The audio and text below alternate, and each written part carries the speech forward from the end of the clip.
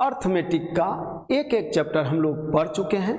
आज हम लोग शुरू करेंगे ज्यामिति ज्योमेट्री, और ज्योमेट्री का सबसे पहला चैप्टर होगा हमारा रेखा एवं कोण। रेखा एवं कोण, लाइन एंड एंगल। और इस चैप्टर में हम लोग सबसे पहले जानेंगे बिंदु क्या है, पॉइंट क्या है। सबसे पहले हम लोग जानेंगे पॉइंट क्या है।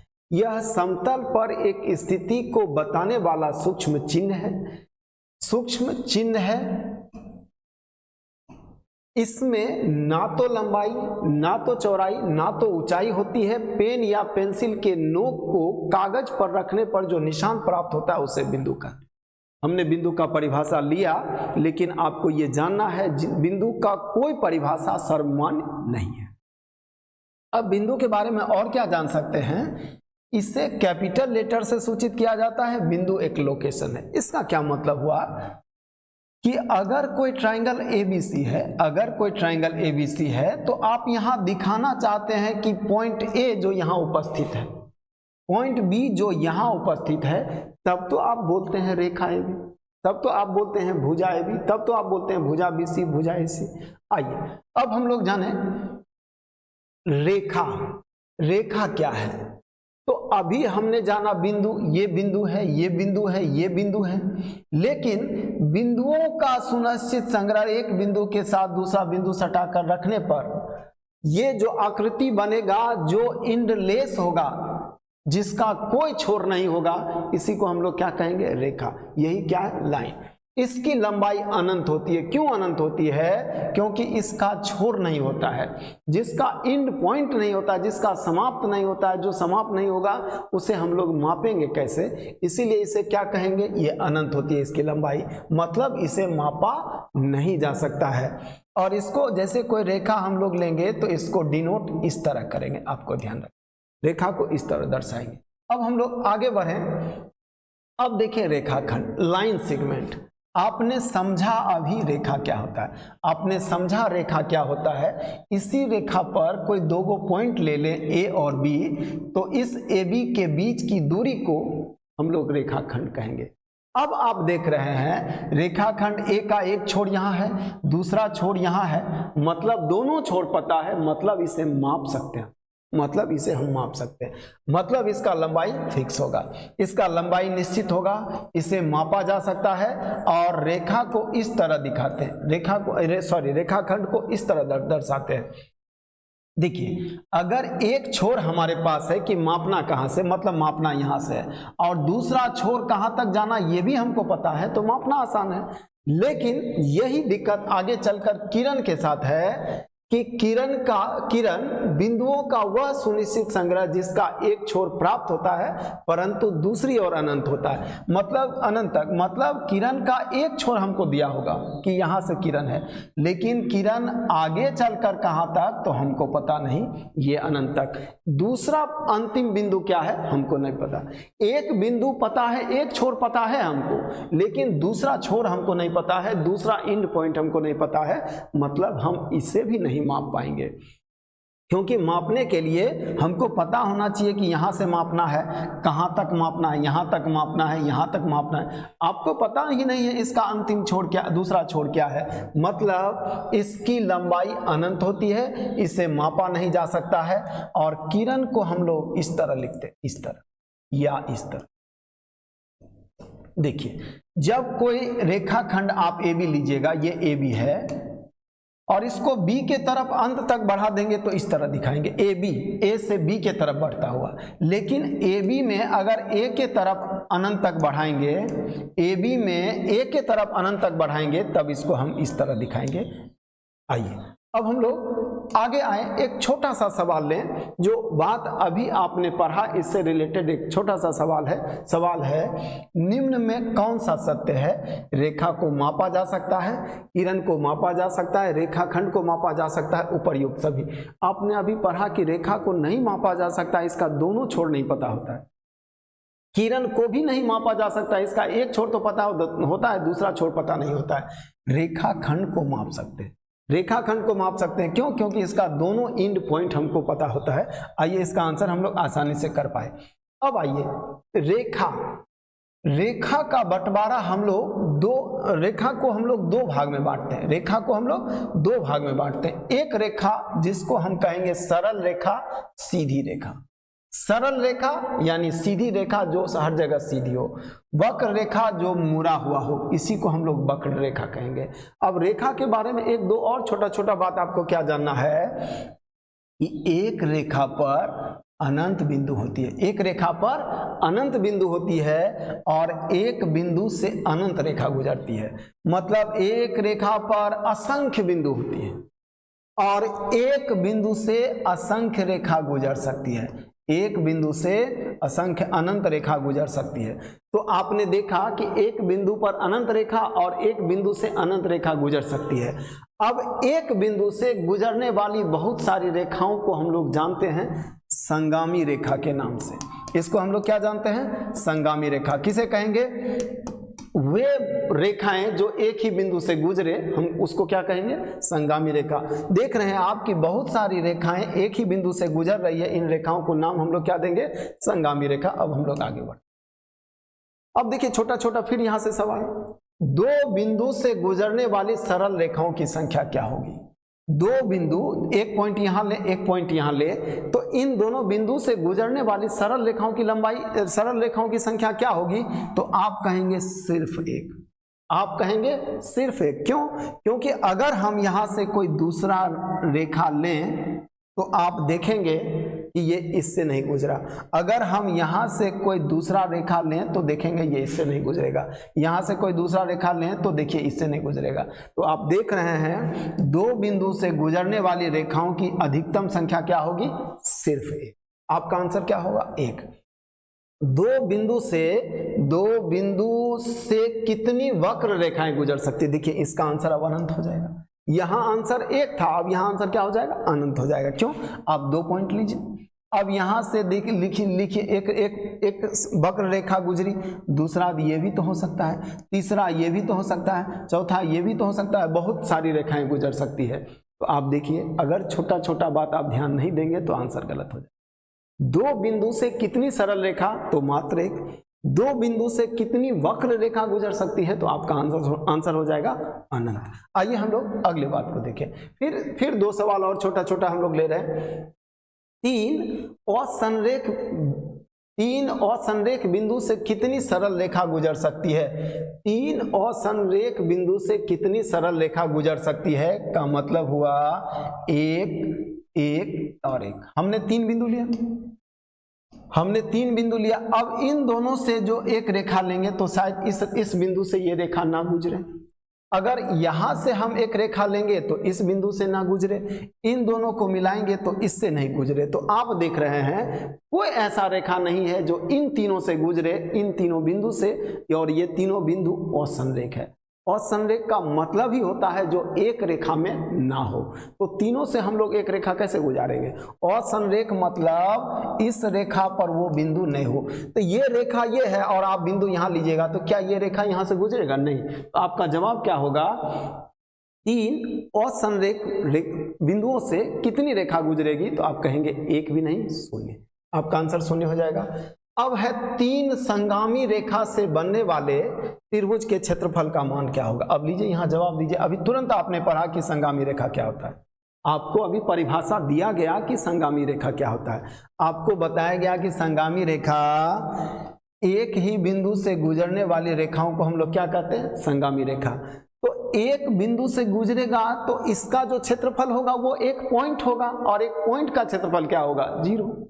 एक बिंदु का क्षेत्रफल क्या होगा? जीरो। एक बिंदु का क्षेत्रफल जीरो माना गया क्योंकि ना तो उसका आधार होता है ना तो ऊंचाई होता है, ना तो उसमें लंबाई होता है ना तो ऊंचाई होता है। ना लंबाई होगा ना ऊंचाई होगा तो इसका क्षेत्रफल क्या होगा? शून्य। मतलब लंबाई ऊंचाई सब शून्य माना गया है, इसलिए इसका क्षेत्रफल क्या होगा? शून्य। अब आइए कुछ और बात हम लोग जाने। अब देखिए हमने जाना रेखा क्या होता है, हमने जाना रेखा क्या होता है। अब हम कहें कि दो रेखा खींचना है एक ही समतल पर, एक समतल पर दो रेखा खींचना है तो हम कहेंगे तीन बात हो सकता है। क्या?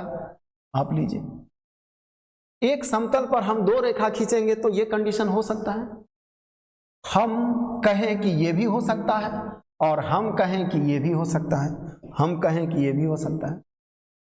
क्या क्या हमने लिया? देखिए दो रेखा खींचेंगे तो या एक दूसरे को काटेगी, एक समतल पर दो रेखा लेंगे तो एक दूसरे से प्रतिच्छेद होगा, कटेगा, या कभी नहीं मिलेगा या हर बिंदु पर मिलेगा।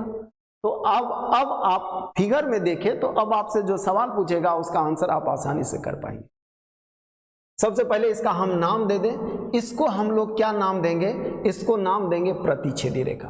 प्रतिच्छेदी रेखा किसे कहेंगे, जो एक दूसरे को काटे, इसको इंटरसेक्टिंग लाइन कहते हैं। इसको क्या कहते हैं, प्रतिच्छेदी रेखा, इंटरसेक्टिंग लाइन। और ये भी जान लीजिए इसको इंटरसेक्टिंग पॉइंट कहेंगे। इसको क्या कहेंगे, कटान बिंदु। जैसे जिस बिंदु पर कट रहा है, कोई ए बिंदु पर कट रहा है तो ए बिंदु को हम क्या नाम देंगे, कटान बिंदु। ये याद रखिएगा, इसका नाम क्या देंगे, क्योंकि ये सब वर्ड आपके क्वेश्चन में होगा। कटान बिंदु, तो कटान बिंदु हमको पता ही नहीं तो कैसे समझेंगे किसको कहेंगे कटान बिंदु। तो कटान बिंदु वे दो रेखा जिसका एक बिंदु उभयनिष्ठ हो। जैसे देखिए ये बिंदु दोनों रेखा में है तो इसको क्या कहेंगे, कटान बिंदु। तो आपने कटान बिंदु समझा। अब आप यहाँ आइए, जो हम लोग समझना चाह रहे थे, इसको क्या कहेंगे, प्रतिच्छेदी रेखा। इसको क्या कहेंगे, इसको कहेंगे हम समांतर रेखा। इसको क्या कहेंगे, हम समांतर रेखा। और इसको नाम देंगे क्या, संपाती रेखा। अब आपके सामने सवाल होगा कि प्रतिच्छेदी रेखा एक दूसरे को कितने बिंदुओं पर काटेगी। प्रतिच्छेदी रेखा एक दूसरे को कितने बिंदु पर काटेगी, तो सिर्फ एक बिंदु।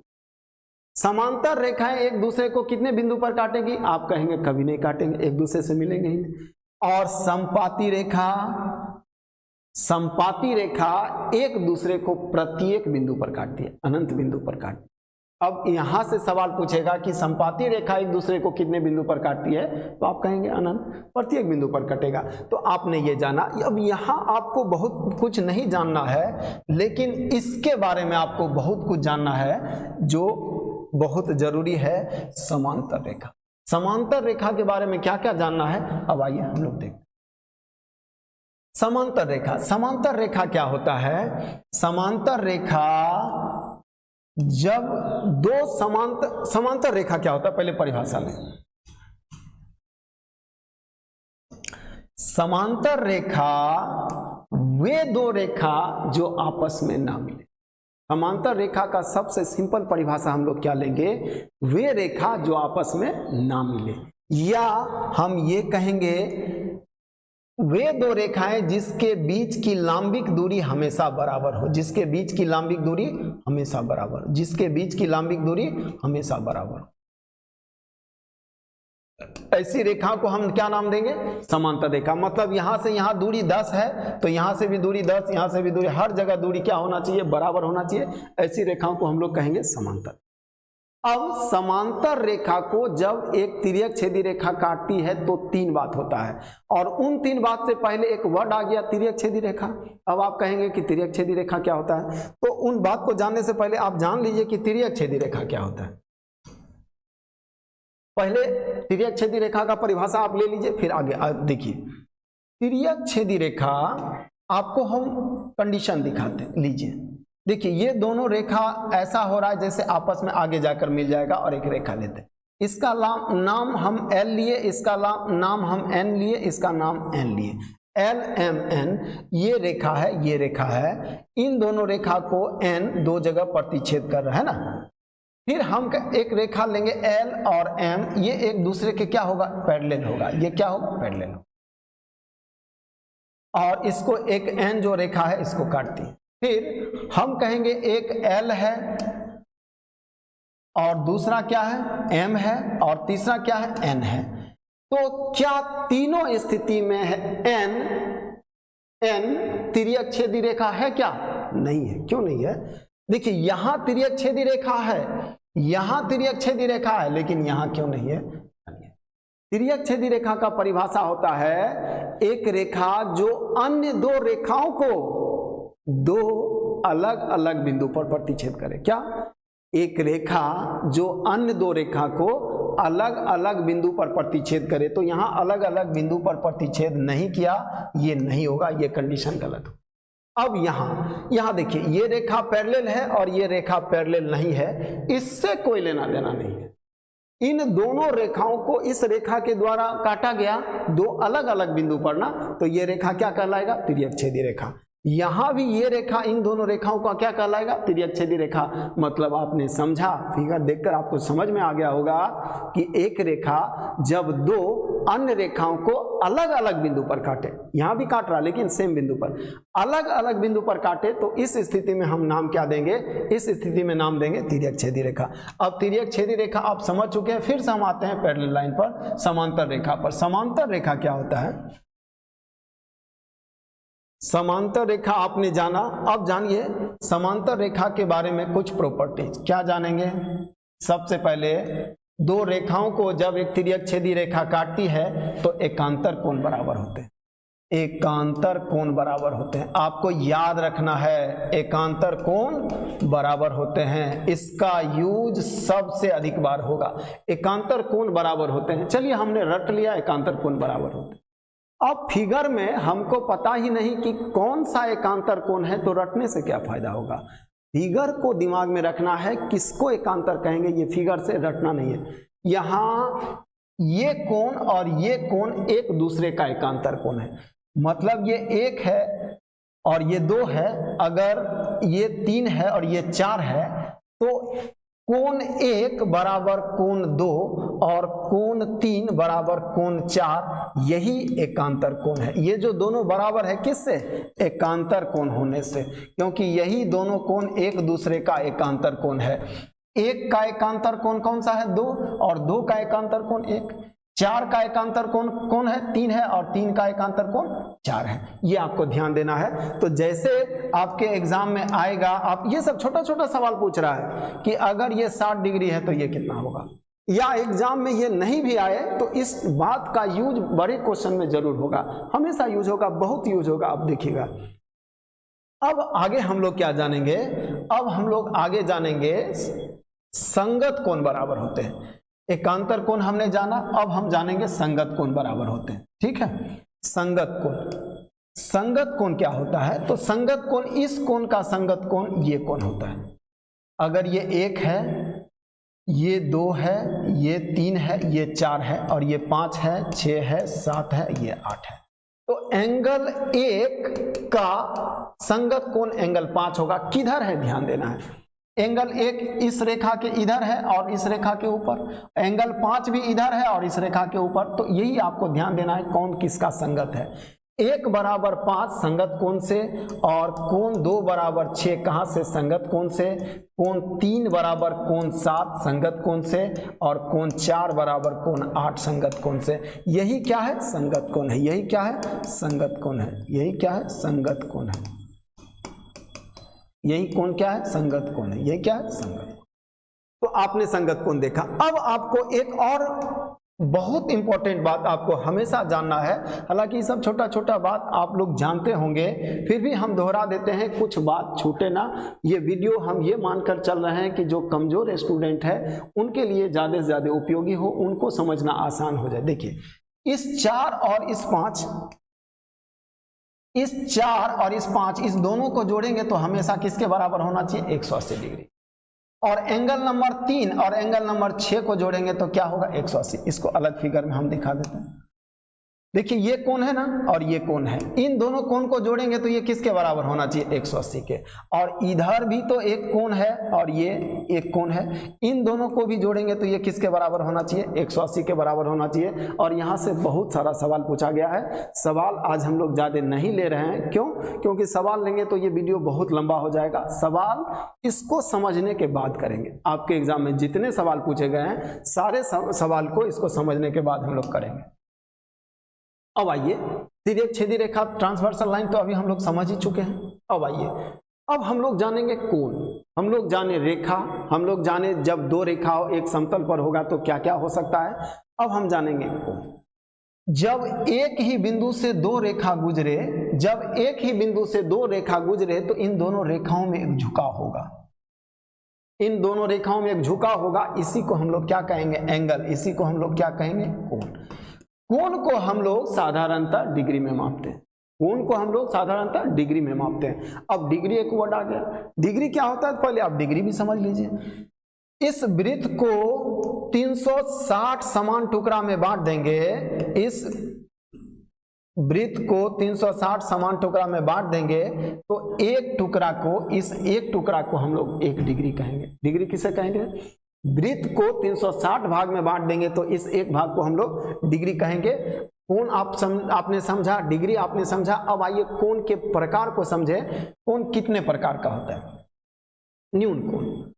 न्यून कोण किसे कहेंगे? तो 0 डिग्री से अधिक, 0 डिग्री से अधिक और 90 डिग्री से कम, इस कोण को हम लोग क्या कहेंगे? न्यून कोण। वैसा कोण जो 0 डिग्री से बड़ा हो और 90 से छोटा हो उसको न्यून कोण कहेंगे। 30, 45, 60, 70, 80 कुछ भी कह सकते हैं आप। अब आइए आगे हम लोग जानेंगे समकोण। समकोण राइट एंगल किसे कहेंगे? तो 90 डिग्री के कोण को हम लोग समकोण कहेंगे। 90 डिग्री के कोण को हम लोग समकोण कहेंगे। इसका मान, एक कोण का, इस कोण का मान 90 डिग्री होना चाहिए। इस कोण का मान एग्जैक्ट क्या होना चाहिए? 90 डिग्री। तो ये समकोण कहलाएगा, राइट एंगल कहलाएगा। अब आइए हम लोग जाने अधिक कोण। अधिक कोण क्या होता है? ये 90 डिग्री से बड़ा होता है, ये 90 डिग्री से बड़ा होता है और 180 डिग्री से छोटा होता है। याद रहेगा क्या? अधिक कोण, ऑब्ट्यूज एंगल किसे कहेंगे? 90 डिग्री से बड़ा अधिक और 180 डिग्री से कम के कोण को हम लोग अधिक कोण कहेंगे। जैसे आप 100 डिग्री कहिए, 105 डिग्री कहिए, 170 डिग्री कहिए, इस तरह इस बीच में आप कुछ भी मान लीजिएगा तो ये अधिक कोण होगा। अब हम लोग जानेंगे आगे ऋजु कोण। ये परिभाषा आप लोग अक्सर भूल जाते हैं। ऋजु कोण रेखीय कोण या स्ट्रेट लाइन, एक सीधी रेखा पर जो कोण बनेगा वो 180 डिग्री का कोण। यानी परिभाषा हम लोग क्या लेंगे? 180 डिग्री के कोण को हम लोग क्या कहेंगे? ऋजु कोण कहेंगे। 180, जैसे 90 डिग्री के कोण को हमने क्या कहा? समकोण, उसी तरह 180 डिग्री के कोण को हम क्या कहेंगे? ऋजु कोण और रेखीय कोण या स्ट्रेट लाइन। ठीक है, अब हम लोग आगे बढ़े, कुछ और कोण देखें। बृहत कोण या प्रतिवर्ती कोण या रिफ्लेक्स एंगल सब एक ही नाम है। ये क्या होता है? ये 180 से बड़ा होता है। ये 180 से क्या होता है? बड़ा, और 360 से क्या होता है? छोटा। अभी हम पीछे के पहले, इसके पहले क्या देखे थे? ऋजु कोण, ये एग्जैक्ट क्या था? 180। और इससे जब बड़ा होगा, इससे भी अधिक होगा तो वो क्या कहलाएगा? बृहत कोण, प्रतिवर्ती कोण, रिफ्लेक्स एंगल। और 180 से बड़ा होगा ये तो तय है, और ये भी तय है कि 360 से भी छोटा हो। तो इस कोण को हम क्या नाम देंगे? इस कोण को नाम देंगे बृहत कोण, प्रतिवर्ती कोण। जैसे देखिए, यहां से अगर हम सीधी रेखा हम यहां लाएं ऐसे, तो ये 180 डिग्री का कोण बनेगा। लेकिन हम इस रेखा को हम इधर झुका दें तो 180 तो ये है, ये और ये थोड़ा बढ़ रहा है तो ये 180 से अधिक हो जाएगा ना। तो 180 से जैसे अधिक होगा ये क्या कहलाएगा? प्रतिवर्ती कोण। 180 से अधिक आप 200 लिख लीजिए, आप 300 लिख लीजिए, 359 भी लिखेगा तो चलेगा, 360 नहीं। 360 क्यों नहीं? क्योंकि 360 से छोटा होना चाहिए। अब पूर्ण कोण क्या होता है? यही कोण होता है 360 के बराबर। ये कोण क्या होता है? 360 डिग्री का। ये 360 डिग्री का कोण बनाता है। एक बिंदु के ये चारों ओर घूम जाता है, इसीलिए इसका नाम क्या है?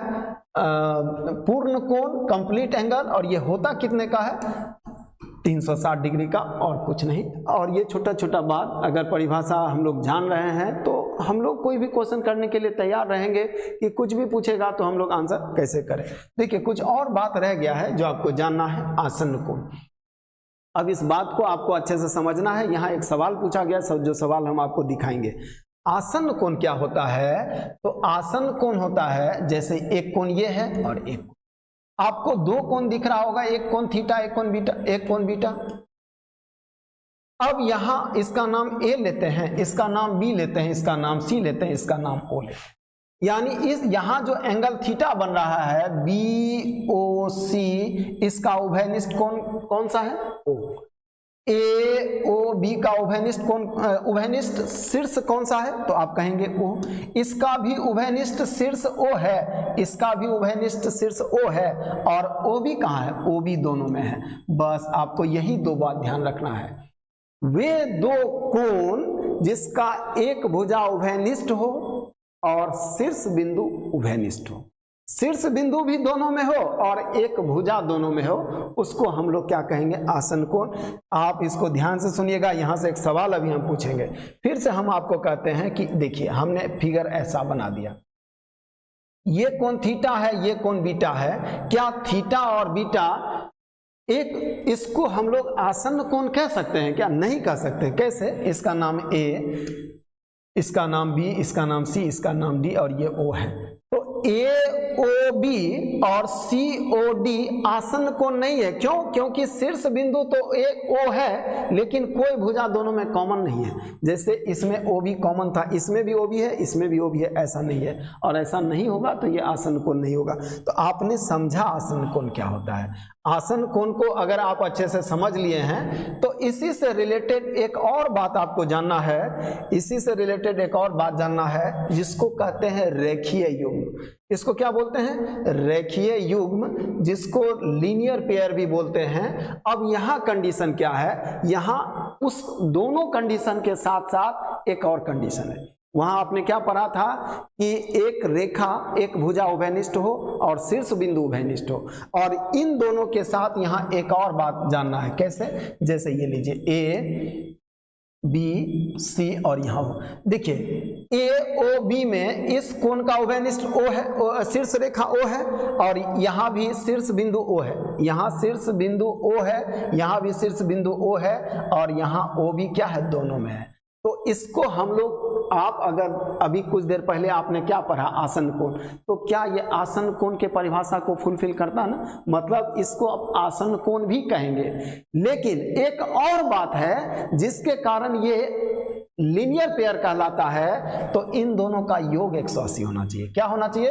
इन दोनों कोण का योग 180 होना चाहिए, या परिभाषा ये कह दे कि ये सीधी रेखा हो। सीधी रेखा कह दे कि 180 कह दे, बात तो बराबर है, क्योंकि सीधी रेखा बोलेगा तो भी 180 डिग्री का कोण होगा, और 180 डिग्री का कोण होगा तो भी रेखाएं सीधी होंगी। मतलब इसमें तीन बात, वहां दो बात था, शीर्ष बिंदु उभयनिष्ठ होना चाहिए, एक रेखा उभयनिष्ठ होना चाहिए। यहाँ तीन बात, शीर्ष बिंदु उभयनिष्ठ होना चाहिए दोनों कोण का, एक रेखा उभयनिष्ठ होना चाहिए, और दोनों कोण का योग 180 डिग्री होना चाहिए। ये एक तीसरा बात इसमें है। अब आप सवाल का जवाब दीजिए, अब आसानी से आप जवाब दे पाएंगे। क्वेश्चन, निम्न में से कौन सा सत्य है? सभी आसन्न कोण रेखीय युग्म होते हैं। सभी आसन्न कोण रेखीय युग्म होते हैं। अब ये लीजिए, ये आसन्न कोण है तो क्या जरूरी है ये रेखीय युग्म होगा? हाँ, ये शीर्ष एक है दोनों का, ये कॉमन है, तो क्या ये रेखीय कोण होगा? नहीं होगा, क्योंकि इन ये दोनों कोण का योग 180 तो नहीं दिख रहा है। हाँ, 180 दोनों कोण का योग कह दे तो हम कह देंगे। मतलब सभी आसन्न कोण रेखीय युग्म नहीं हो सकते हैं, लेकिन सभी रेखीय युग्म आसन्न कोण होंगे, क्योंकि रेखीय युग्म इसको कहेंगे, और जैसे ही रेखीय युग्म बनेगा आसन्न कोण बनेगा। देखिए क्यों आसन्न कोण बन गया? क्योंकि ये रेखा दोनों में है और शीर्ष बिंदु दोनों में है। तो रेखीय युग्म का परिभाषा आसन्न कोण को संतुष्ट करता है। मतलब हमारा आंसर होगा प्रत्येक रेखीय युग्म एक आसन्न कोण होगा। अगर ये छोटा छोटा बात आप ध्यान नहीं देंगे तो यहां आप गलती करेंगे। अब आइए हम लोग आगे बढ़ते हैं। शीर्षाभिमुख कोण बहुत बहुत काम आएगा। ये शीर्षाभिमुख कोण किसको कहते हैं? जब दो रेखाएं एक दूसरे को काटती है तो अपोजिट साइड में जो कोण बनता है ना, ये बराबर होता है। ये थीटा होगा तो ये भी थीटा होगा, और ये 180 माइनस थीटा होगा यहाँ से, और ये हो जाएगा 180 माइनस थीटा, तो ये भी आपस में बराबर होगा। मतलब जब भी रेखाएं एक दूसरे को काटती है तो ये इसके बराबर होगा और ये इसके बराबर होगा, और कुछ नहीं जानना है। इसी को हम लोग शीर्षाभिमुख कोण या सम्मुख कोण कहेंगे। नाम से कंफ्यूज नहीं होना है। शीर्षाभिमुख कोण और सम्मुख कोण दोनों एक ही रेखाएं हैं, वर्टिकली अपोजिट एंगल। अब आइए हम लोग अब पूरक कोण, कंप्लीमेंट्री एंगल और सप्लीमेंट्री एंगल, संपूरक कोण, इससे सबसे ज्यादा सवाल है, यहीं से सबसे ज्यादा सवाल पूछा गया है। ये आपको जानना है, इसको अच्छे से आपको समझना है। पूरक कोण किसे कहेंगे? पूरक कोण किसे कहेंगे? आइए हम लोग समझते हैं। वे दो कोण जिसका योग 90 डिग्री हो। क्या ध्यान देंगे आप? वे दो कोण जिसका योग 90 डिग्री हो। जैसे एक थीटा है, एक बीटा है, अगर इन दोनों का योग अगर 90 डिग्री हो जाए तो आप कहेंगे ये दोनों पूरक कोण है। अब सवाल उठता है कि पूरक कौन सा है? थीटा पूरक है कि बीटा पूरक है? थीटा पूरक और बीटा पूरक नहीं समझना है, समझना यह है कि दोनों एक दूसरे का पूरक है।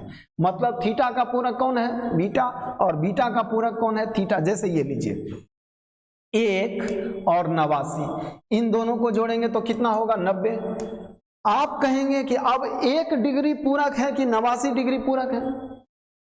कोई एक कोण पूरक नहीं होता है, दोनों कोण एक दूसरे का पूरक होता है। मतलब 1 का पूरक कौन है तो आप कहिएगा 89, और 89 का पूरक कौन है तो आप कहिए, क्योंकि 89 को 1 मिलेगा तब 90 होगा, और 1 को 89 मिलेगा तब 90 होगा, और 90 होना तो जरूरी है। तो दो कोण का योग जब 90 हो तो दोनों पूरक होगा, और दोनों कोण एक दूसरे का पूरक कोण कहलाएगा। और आपको ध्यान क्या देना है कि एक कोण का मान दिया रहे तो दूसरे कोण का मान निकालने के लिए 90 में उसको घटा लेंगे। कैसे लीजिए, जैसे एक कोण अगर 1 डिग्री का है तो आप इसका पूरक अभी आपने समझा 90 - 1 होगा। अगर एक कोण 1 डिग्री का है तो दूसरा कोण 89 होगा, तब तो पूरक होगा। तो 90 में 1 घटा लीजिए, इसी को 89 कहेंगे ना। एक कोण 2 डिग्री का है तो दूसरा हो जाएगा 90 - 2 यानी 88। 88 और 2 मिलकर 90 होता है। एक कोण 3 डिग्री होगा तो ये होगा 90 - 3, और एक कोण थीटा डिग्री होगा तो दूसरा होगा 90 - थीटा। ये आपको समझ यानी थीटा का पूरक कोण 90 - थीटा, थीटा का पूरक कोण 90 - थीटा। आप ऐसे भी समझ सकते हैं थीटा प्लस बीटा बराबर 90। अब थीटा का मान आप क्या, बीटा का मान आप क्या लिख सकते हैं, ये उसका पूरक कोण है तो बीटा का मान निकालिए 90 - थीटा, 90 - थीटा। तो जो बीटा है वो किसके बराबर है, 90 - थीटा के। मतलब एक कोण थीटा होगा तो उसका पूरक कोण 90 - थीटा होगा।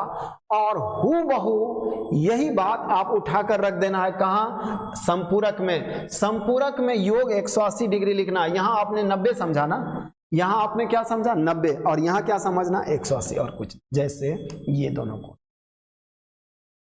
ये दोनों कोण मिलकर क्या होगा 180 डिग्री। तो इसको हम लोग क्या कहेंगे संपूरक कोण। ये 90 होगा और ये 90 होगा। जरूरी नहीं है कि दोनों 90 हो। एक रेखा पर इधर लाकर मिलाइए, अगर ये 30 होगा तो ये 150 होगा, ये भी एक दूसरे का संपूरक कोण होगा। यहाँ नाम भी ध्यान देना है, संपूरक कोण का नाम और भी हो सकता है, कोटिपूरक कोण, अनुपूरक कोण, सब एक ही है। नाम में कंफ्यूज नहीं होना है, यह ध्यान रखना है सप्लीमेंट्री एंगल। और यहाँ आपने देखा कि एक कोण का मान अगर पता हो, एक कोण का मान अगर 1 डिग्री हो तो इसके संपूरक कोण का मान कितना होगा 180 - 1। एक कोण का मान 2 डिग्री हो तो इसके संपूरक कोण का मान होगा 180 - 2, और एक कोण का मान थीटा होगा तो इसके संपूरक कोण का मान होगा 180 - थीटा। बस यही आपको ध्यान देना है और कुछ नहीं। अब आइए, इससे आपके एग्जाम में बहुत सारा सवाल पूछा है, उन बहुत सारे सवाल को तो हम लोग नहीं देख पाएंगे, लेकिन कुछ सवाल को हम लोग देखते हैं। अब देखिए, बहुत बहुत बहुत बढ़िया सवाल हमने पहला ही सवाल लिया। यदि ये और ये संपूरक कोण हो, मतलब डिग्री में दिया है तो मतलब ये कोण है, ये एक कोण है, और इन दोनों कोण का मान कितना है 180 डिग्री। तो पूछता है ये कैसा कोण है, कैसा कोण है, न्यून कोण है, सम कोण है, अधिक कोण है, तय नहीं कर सकते। आइए अब इसको करने का प्रयास करते हैं। सबसे पहले 2x + 50 + 3y + 40, ये दोनों कैसा कोण है, दोनों संपूरक है। दोनों संपूरक है तो दोनों का योग 180 डिग्री होना चाहिए। तो इन दोनों को जोड़ेंगे तो 180 तो हम लोग लिखेंगे ही, क्योंकि दोनों संपूरक है। संपूरक कोण का योग 180 होता है। अब लिखिए 2x + 3y बराबर, ये 50 40 उधर जाके घट जाएगा, बचेगा 90। यहाँ आकर हमारा पेन कहीं रुक ना जाए, क्योंकि हम लोग सोचने लगेंगे हमारे पास समीकरण तो एक ही है, वेरिएबल 2 है, तो एक्स वाई का मान कैसे निकालें, और एक्स वाई का मान निकालेंगे नहीं तो 2x + 2y का मान कैसे। हम लोग यहाँ आकर रुक सकते हैं। यहाँ ध्यान, बहुत अच्छा सवाल पूछा गया ये। इसका मान निकालने के लिए हमारे दिमाग में आएगा कि x का भी मान चाहिए और y का भी मान चाहिए, तब तो इसके बारे में बताएंगे। नहीं, बिना x y का मान निकाले बताएंगे कैसे। लीजिए, इसको लिखेंगे 2x + 2y + y बराबर क्या 90 डिग्री, ये 90 है। अब 2x + 2y = 90 - y। अब 90 - y, अब देखिए ये तो वही कोण है जो हमको चाहिए। देखिए यही ना आपको चाहिए, आपको यही चाहिए। और इसका मान निकला कितना 90 माइनस वाई। 90 माइनस वाई मतलब 90 से छोटा। और अभी आपने पढ़ा न्यून कोण क्या होता है, तो 0 से बड़ा और 90 से छोटा। तो 90 से छोटे कोण को हम लोग क्या कहेंगे, न्यून कोण। हमारा आंसर क्या होगा, ये हमारा सही आंसर हो जाएगा, ये गलत हो जाएगा। ये नहीं, अगर यहां आकर रुक जाएंगे तो आप कह देंगे कि हम तय नहीं कर सकते हैं, आपका आंसर गलत हो जाएगा। आपका आंसर होगा न्यून कोण। इस क्वेश्चन में बहुत सारे स्टूडेंट गलत आंसर करके आए हैं। आइए हम लोग अगले क्वेश्चन को देखें। यदि दो संपूरक कोणों में 44 डिग्री का अंतर है तो उनमें से एक कोण का मान बताइए। सबसे पहले एक कोण अगर थीटा होगा तो संपूरक कोण 180 माइनस थीटा होगा। ऐसा होगा क्या, एक कोण अगर थीटा होगा तो दूसरा कोण क्या होगा 180 माइनस थीटा।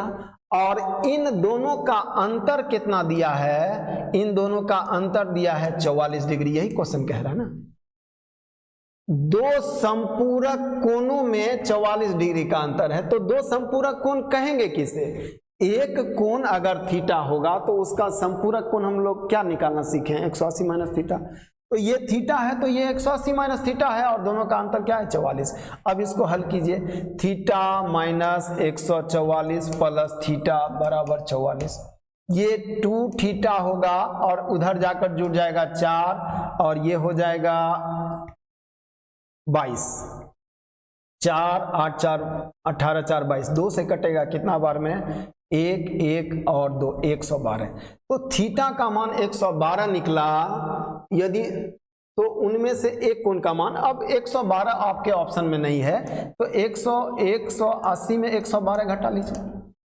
अब इसका मान क्या हो जाएगा 68। ये आपका ऑप्शन दिया है तो पूछ रहा है उनमें से एक कोण, कौन सा कोण, नहीं कोई एक कोण चाहिए।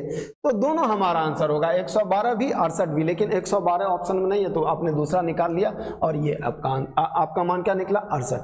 आइए हम लोग कुछ और सवाल देखें। और देखिए ये सवाल 2015 में पूछा गया था। फिर अगला सवाल 2015 का देखिए, उस कोण का माप क्या है जिसका संपूरक उसके पूरक का 3 गुना है। उस कोण का मान क्या है जिसका संपूरक उसके पूरक का 3 गुना है। जैसे ये लीजिए, कोई कोण थीटा है, उसका पूरक क्या होगा 90 माइनस थीटा और उसका संपूरक क्या होगा 180 माइनस थीटा। अब संपूरक कोण उसके पूरक कोण का 3 गुना है। ये 3 गुना है ना, इसको 3 से गुना कर दीजिए, दोनों को बराबर लिख दीजिए और कुछ नहीं करना। गुना करेंगे तो ये होगा 270 माइनस 3 थीटा बराबर 180 माइनस थीटा। ये इधर आएगा तो यहाँ क्या हो जाएगा, यहाँ हो जाएगा ये प्लस यानी -2 थीटा बराबर यहाँ क्या हो जाएगा -90। अब थीटा का मान हो जाएगा 45 डिग्री। थीटा का मान 45 डिग्री, ये आपका आंसर है।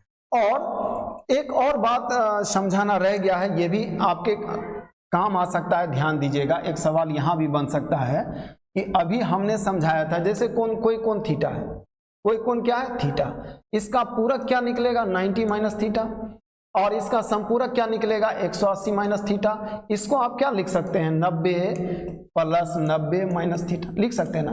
तो ये देखिए ये क्या है, यही तो पूरक है ना, इसका पूरक कोण तो यही है और ये पूरक अब प्लस 90 है। यानी आपसे पूछेगा किसी भी कोण का संपूरक कोण उसके पूरक कोण से कितना अधिक होगा, तो आप हमेशा कहिएगा 90 डिग्री। देखिए इसको आप पूरक कहिएगा ना, तो ये भी पूरक है और पूरक से कितना बड़ा है 90। यानी किसी कोण का संपूरक कोण उसके पूरक कोण से कितना बड़ा होगा, तो बिना कोई कैलकुलेशन किए आप जवाब क्या देंगे 90 डिग्री। एक और सवाल लीजिए आप, यदि कोण ये और ये संपूरक है तो y का मान बताइए। 5y plus 62 plus 22 plus y और इन दोनों का योग कितना होगा, संपूरक है तो 180 लिखेंगे।